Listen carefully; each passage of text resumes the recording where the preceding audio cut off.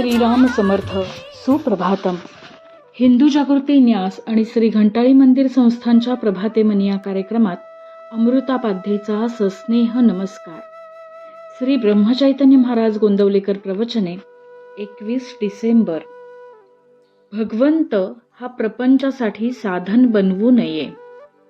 एक मुलगा घरातून पळून गेला तेव्हा त्याची आई म्हणाली, तो कुठेही राहू दे पण खुशाल असू दे. तसे तुम्ही कुठेही राहा पण नामात राहा. नाम तेवढे बळजबरीने घ्या. श्रद्धेने घेतले तर जास्त बरे. वृत्ती सांभाळून नामात राहिला तर त्याहूनही जास्त बरे.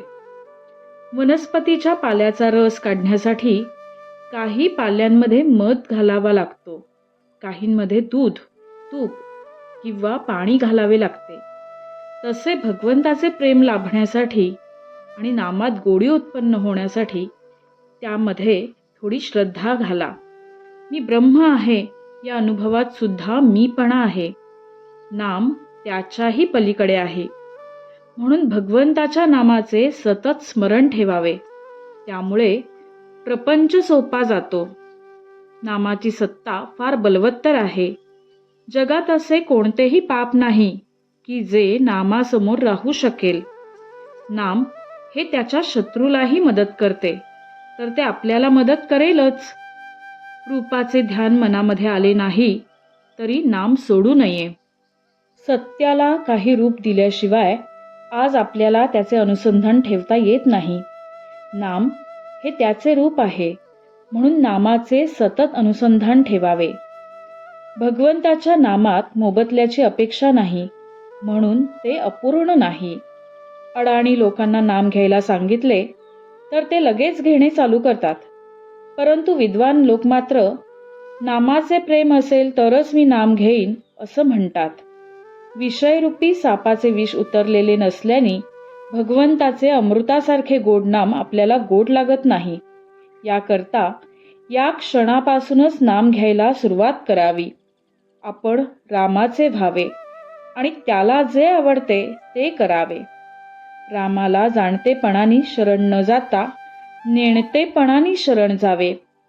भगवंताला अनन्य शरण जाऊन अनुभव घ्यावा. नीतीने वागावे. भक्ती चांगली करावी. मग राम प्रसन्न होतो. ज्ञान श्रेष्ठ खरे पण ते भक्तीशिवाय जगू शकत नाही. कारण भगवंतांहून कधी विभक्त नसतो तो भक्त होय आणि ज्ञानामध्ये भगवंताशी एकरूपत्व असते. म्हणून भक्तीमधून ज्ञान उत्पन्न होते आणि ते भक्तीवरच जगते.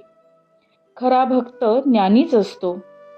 भगवंतासाठी भगवंत पाहिजे म्हणून भक्ती करणारा लाखांमध्ये एखादाच असतो. खरी भक्ती ती हीच समजावी. नामाकरता आपण नाम घ्यावे. राम ठेवेल त्यात समाधान मानावे. भगवंत हा प्रपंचासाठी साधन बनवू नये, तो साध्य असावा. ज्यांनी भगवंताच्या नामात आपल्याला आयुष्याचा व्यय केला त्यांनी जन्माला येऊन सर्व काही साधले आणि जन्माचे सार्थक करून घेतले. बोधवचन. ज्ञानी होऊन नामस्मरण करणे किंवा भक्त होऊन नामस्मरण करणे हे एकच आहे. दोन्हीकडे भगवत प्रेम मुख्य आहे.